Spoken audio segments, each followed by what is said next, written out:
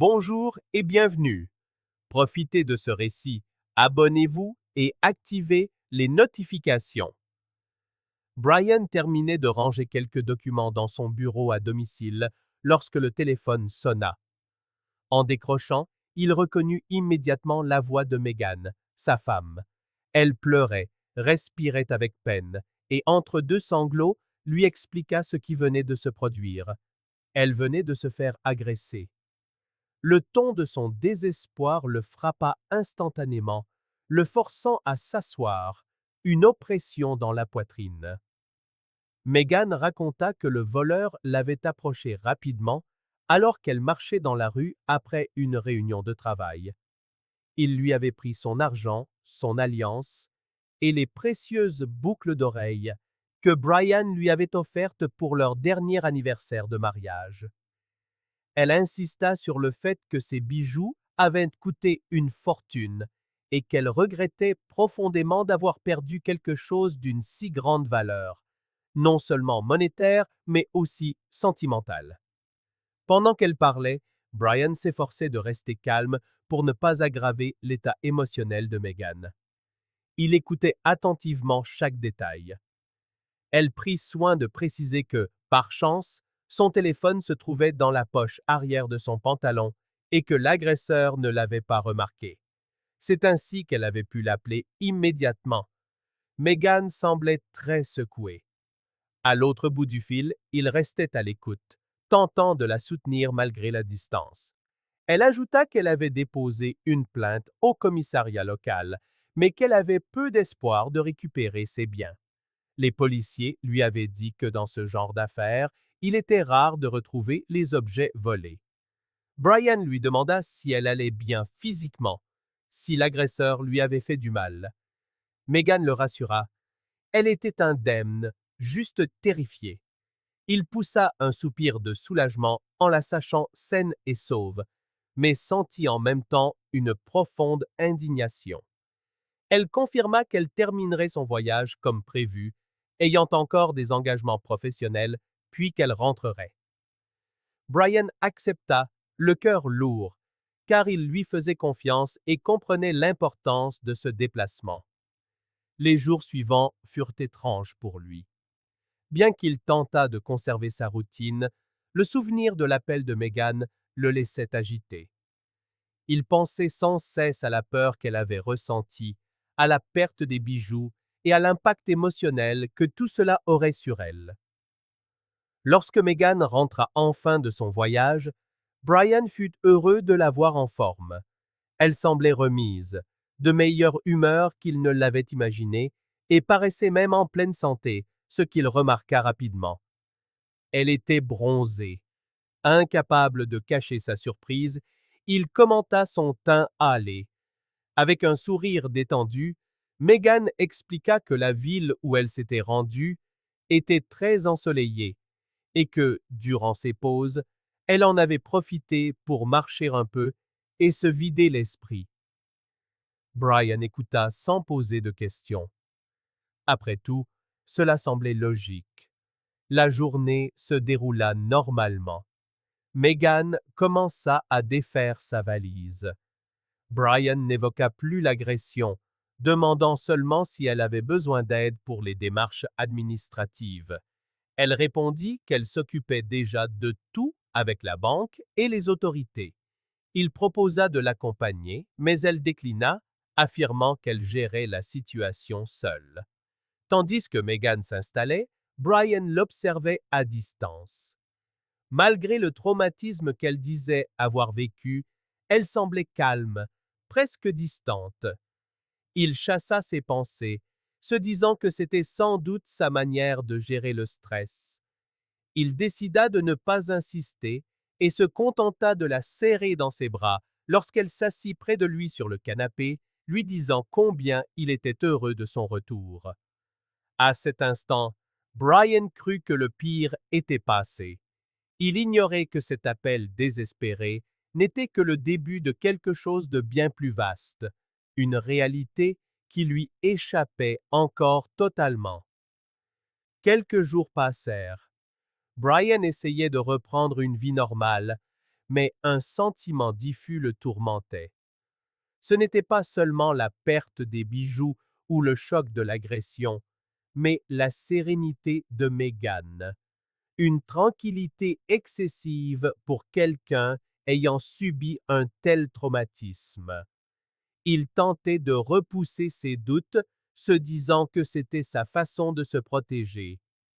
Jusqu'à ce qu'un après-midi ordinaire, un événement en apparence anodin, vienne tout changer. Meghan était sous la douche lorsque son téléphone se mit à sonner sur la table. Sans réfléchir, Brian décrocha.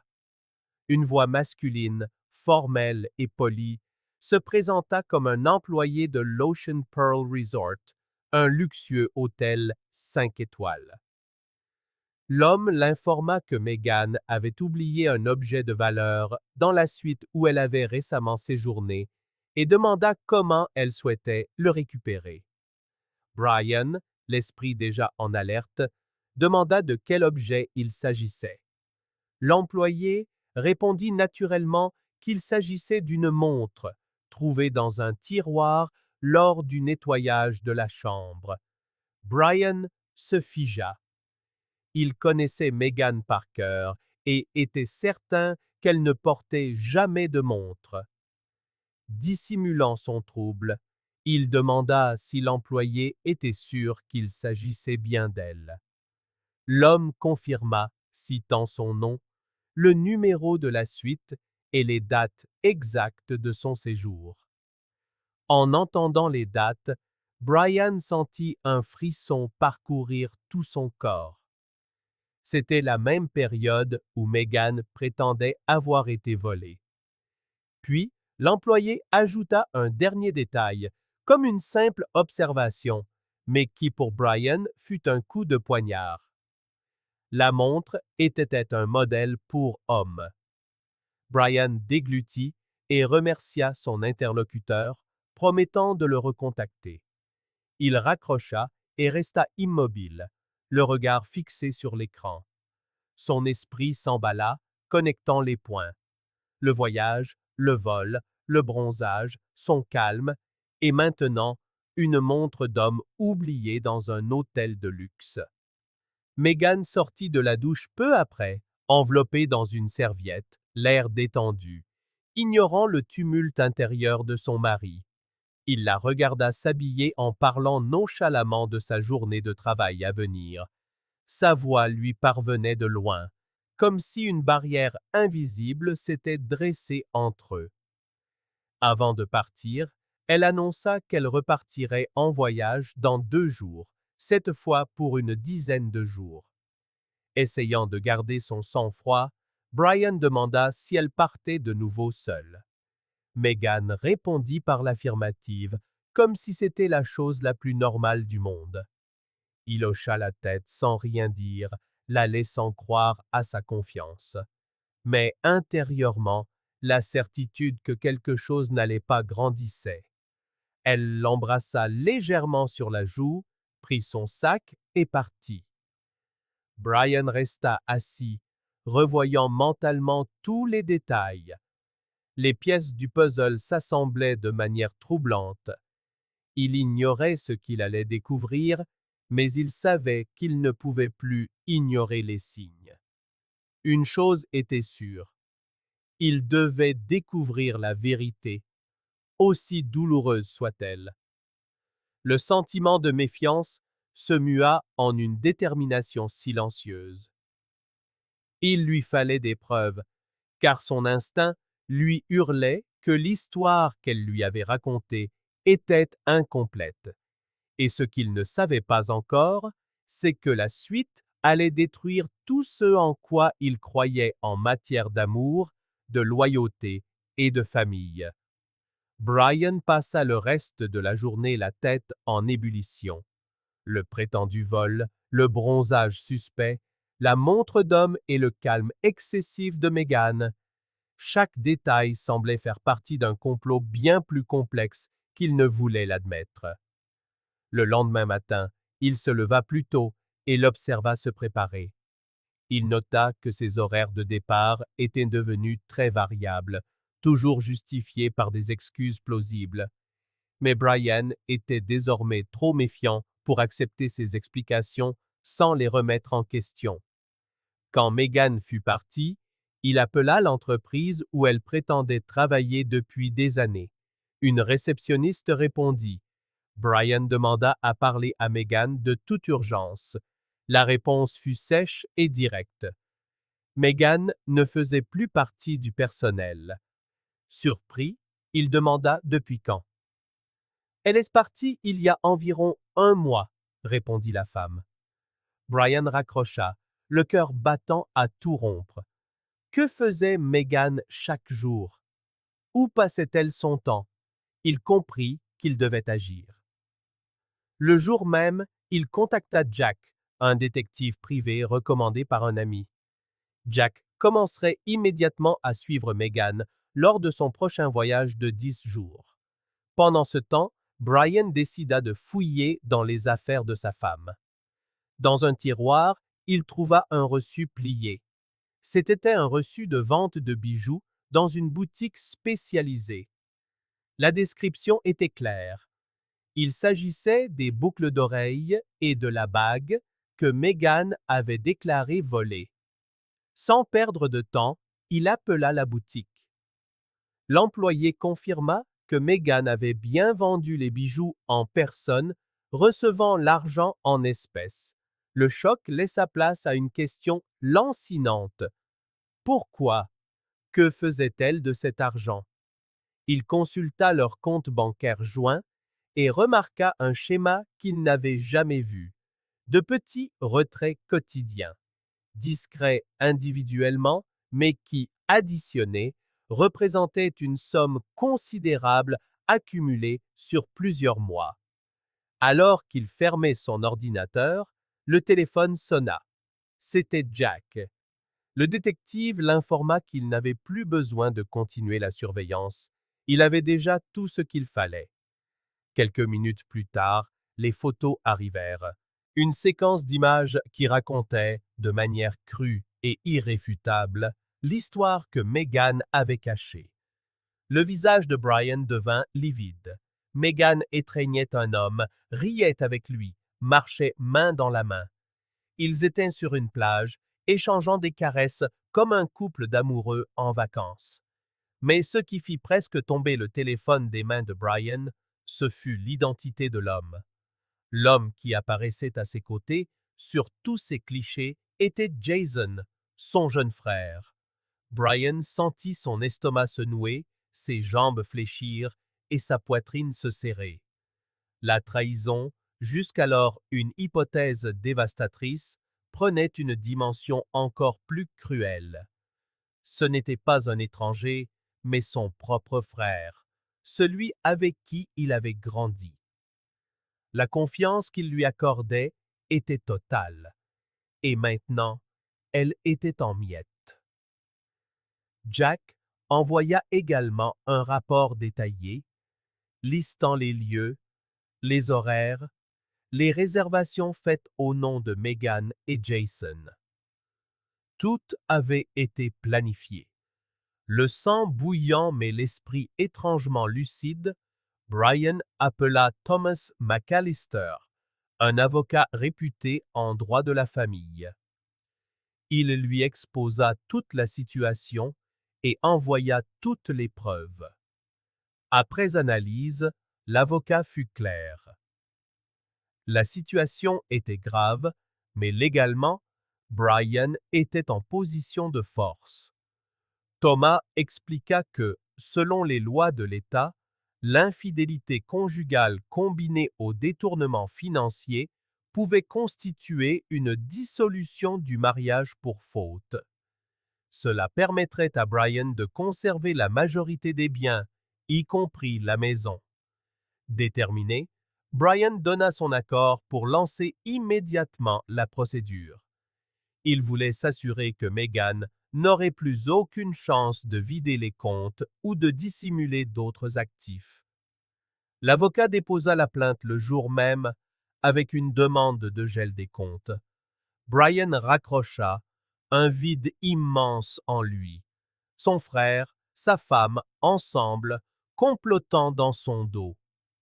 Le choc n'était pas seulement sentimental, c'était la rupture de tous les liens familiaux qu'il croyait incassables. Mais malgré son cœur brisé, il décida que cette vérité ne serait pas révélée dans le silence d'un tribunal. Il voulait que tout le monde sache. Il commença alors à élaborer un plan pour exposer, une bonne fois pour toutes, la vérité que Meghan et Jason avaient tant cherché à dissimuler. Ce ne serait plus seulement une affaire juridique. Ce serait le moment où tous les masques tomberaient. Meghan rentra de son voyage comme si de rien n'était. Elle arriva avec le même sourire léger, saluant Brian d'un baiser sur la joue. Il observait chacun de ses gestes, l'esprit inondé par tout ce qu'il savait déjà, mais il garda son calme, jouant le rôle du mari confiant. Elle parla de son travail, de ses réunions, ajoutant que d'autres voyages seraient probablement à venir.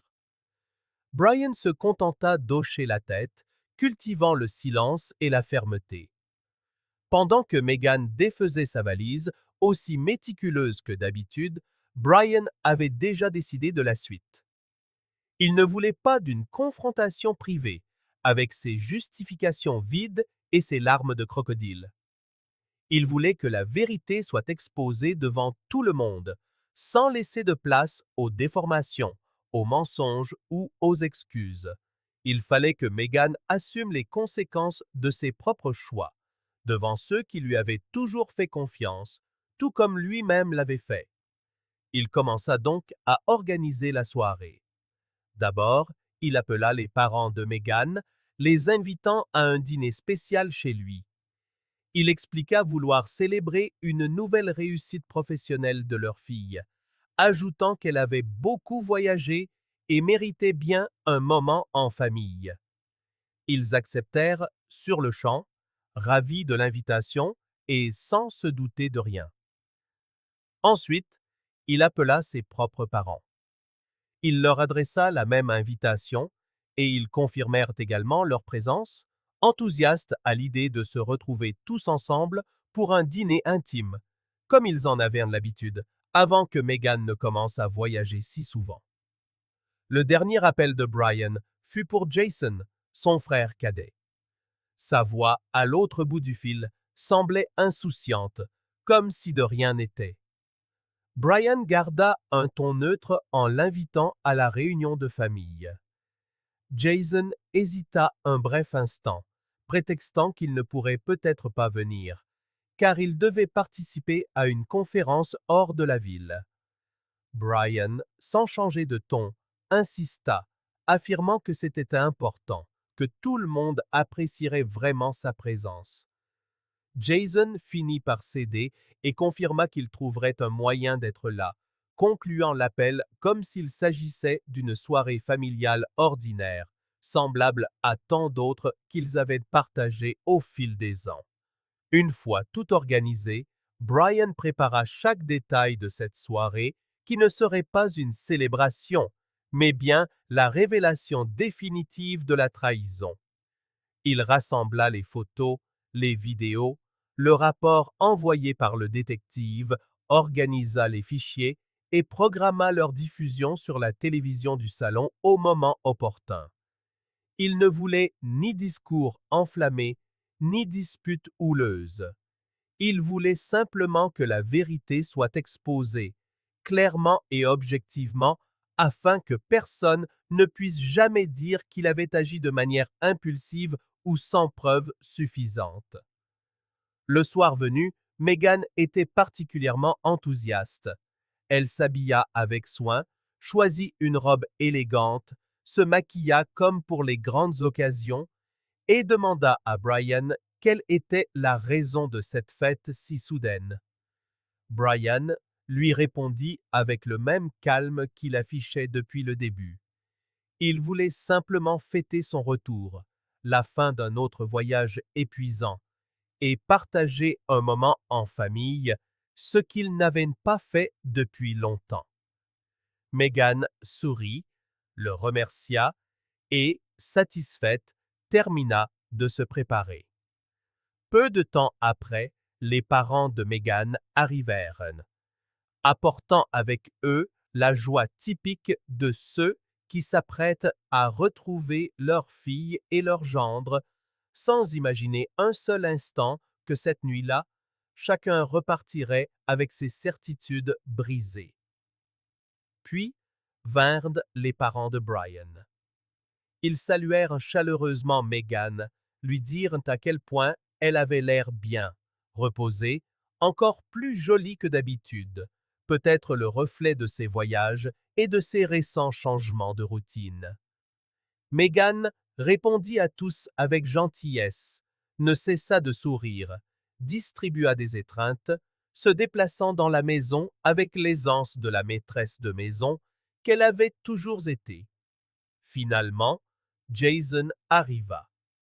Il entra avec son assurance habituelle, serra ses parents dans ses bras, salua Meghan d'un baiser sur la joue, comme il le faisait à chaque réunion de famille, et serra la main de Brian, le regardant droit dans les yeux sans montrer le moindre signe de malaise ou de culpabilité. Brian lui rendit sa poignée de main, fermement, soutenant son regard, mais le cœur battant avec une force qu'il ne pouvait contrôler.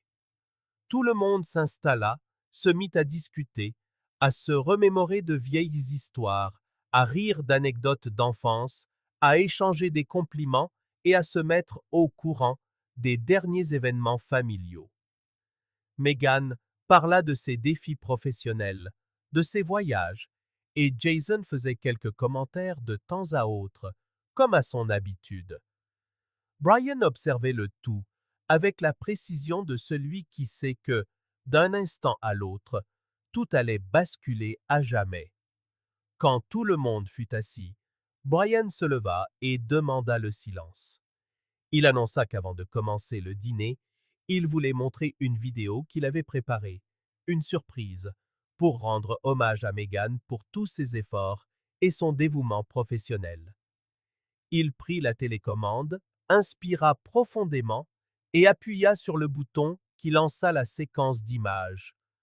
Sur l'écran apparut la première photo, Meghan et Jason marchant main dans la main sur une plage, leurs visages illuminés par les sourires insouciants de ceux qui se croient à l'abri des regards.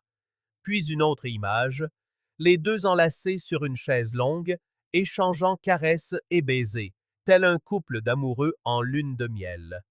Suivirent de courtes vidéos d'eux riant, déjeunant ensemble, entrant et sortant d'un complexe hôtelier comme s'ils en étaient des clients habituels. Le silence qui s'ensuivit fut absolu. Meghan se figea, le visage décomposé par le choc, tandis que Jason détourna le regard, cherchant une issue qui, ici, n'existait pas. Les parents, ceux de Meghan comme ceux de Brian, passaient leur regard de l'un à l'autre, incapables de croire ce qu'ils voyaient. Meghan se mit à pleurer, balbutiant des justifications confuses, essayant de dire que les choses n'étaient pas ce qu'elles semblaient être, mais les images parlaient d'elles-mêmes avec une force que nul mot ne pouvait neutraliser. Jason se leva et tenta de s'éclipser discrètement, mais son père posa fermement une main sur son épaule et l'immobilisa, le foudroyant du regard avec une expression de profonde déception. Il prononça peu de mots, mais chacun fut un coup direct. Il lui demanda comment il avait pu faire ça à son propre frère, détruire la confiance de la famille et trahir tout ce qu'ils avaient construit ensemble. Jason resta silencieux, n'ayant même pas la décence d'essayer de justifier l'injustifiable. Dès que les dernières images disparurent de l'écran, le silence dans la pièce était total. Meghan restait assise, le visage caché dans ses mains, pleurant sans pouvoir prononcer un seul mot. La gêne était si palpable qu'elle semblait remplir tout l'espace, étouffant toute tentative de réaction. Les parents de Meghan, encore paralysés par la honte, se levèrent lentement, évitant le regard de quiconque. Ils passèrent devant leur fille sans un mot, sans un geste de réconfort, sans même lui demander si elle allait bien. Ils quittèrent la maison avec le poids insupportable de la déception gravé dans chacun de leurs pas, comme si la honte était si grande que les mots ne pouvaient plus rien exprimer. Jason, après avoir entendu la réprimande ferme et directe de son père, resta là quelques secondes, le regard perdu, sans le courage de regarder qui que ce soit, et surtout pas Brian. Il évita tout contact visuel avec son frère, tourna les talons et se dirigea vers la porte, partant précipitamment sans même la refermer correctement derrière lui. Il ne dit pas au revoir, ne s'excusa pas, n'essaya pas de justifier ce qu'il avait fait. Il partit, simplement, emportant avec lui le lourd silence de celui qui sait qu'aucune explication ne suffit pour les choix qu'il a faits. Peu après, les parents de Brian se levèrent également. Le père fit un léger hochement de tête, comme pour reconnaître la douleur de son fils, mais incapable de trouver les mots justes pour le moment. La mère, les yeux embués de larmes, toucha le bras de Brian en un geste de soutien silencieux et sortit aux côtés de son mari, le laissant seul avec Meghan dans cet espace désormais chargé de tout, sauf d'amour. Brian resta debout, observant Meghan qui, jusqu'alors, ne pouvait que pleurer. Elle ne levait pas la tête, ne cherchait pas d'explication, n'osait pas demander pardon. Elle pleurait, le visage caché, comme si elle voulait disparaître sur le champ. Il prit alors une profonde inspiration, s'approcha d'elle et parla d'une voix ferme, sans hausser le ton, mais en laissant chaque mot peser de tout son poids. Tu as une seule heure pour faire tes valises et partir d'ici. Meghan ne réagit pas. Elle n'essaya pas de discuter, ne supplia pas, ne demanda pas plus de temps. Elle continua simplement de pleurer, immobile, comme quelqu'un qui savait déjà qu'elle n'avait plus rien à dire, nulle part où fuir. Brian attrapa les clés de sa voiture et partit. Il conduisit jusqu'au lieu le plus proche, un petit bar qu'il connaissait bien, et commanda la boisson la plus forte qu'ils avaient. Il avait besoin de quelque chose pour anesthésier, ne serait-ce qu'un peu, la douleur qui semblait impossible à supporter. Il but lentement, repensant à chaque détail qui l'avait mené à ce point, de l'appel en larmes pour le faux cambriolage jusqu'aux photos qui révélaient la vérité si longtemps cachée. Il passa près d'une heure là, en silence, sans consulter son téléphone, sans appeler personne, laissant simplement le temps s'écouler. Quand il rentra chez lui, il se gara, ouvrit la porte et entra. Meghan n'était plus là. Aucune trace d'elle dans le salon, la chambre ou la salle de bain. Il parcourut les pièces en silence, constatant qu'elle était partie exactement comme il l'avait ordonné. Sans un mot, sans un adieu, sans une dernière tentative pour arranger les choses.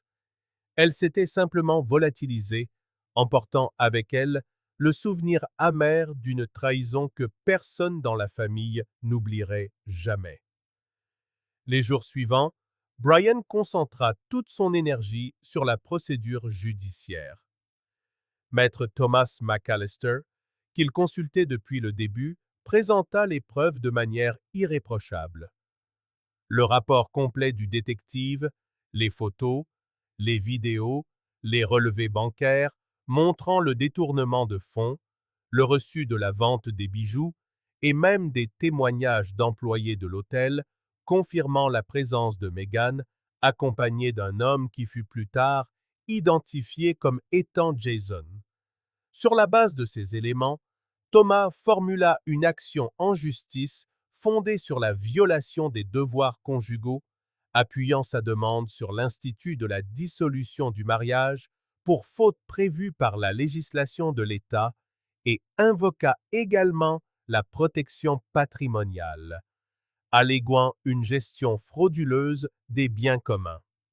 Le juge, après avoir examiné l'ensemble du dossier, n'eut aucun doute. Il rendit sa décision de manière claire et objective. Le jugement était entièrement en faveur de Brian.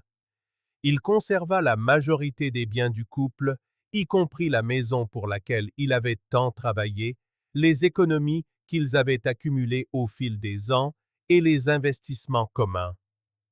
Meghan, en plus de voir sa réputation complètement ternie, sortit du mariage avec bien moins que ce qu'elle aurait pu imaginer, portant non seulement la perte matérielle, mais aussi l'opprobre public qui se répandit parmi les amis, la famille et les connaissances. Brian alla de l'avant, la tête haute, sa dignité intacte, certain de ne pas avoir trahi, menti ou détruit sa propre famille. Il portait en lui la douleur d'avoir perdu non seulement une femme, mais aussi un frère, quelqu'un en qui il avait confiance, qui s'était finalement révélé capable d'une trahison qu'il n'aurait jamais pu prévoir. Mais il portait surtout la conviction que, peu importe à quel point un mensonge est bien construit, la vérité finit toujours par trouver son chemin, et lorsqu'elle le fait, elle a le pouvoir de faire tomber tous les masques, ne laissant aucune place aux doutes ou aux illusions. Merci d'avoir regardé cette vidéo. Si elle vous a plu, n'oubliez pas de vous abonner à la chaîne et d'activer les notifications pour ne manquer aucune nouveauté. À la prochaine fois.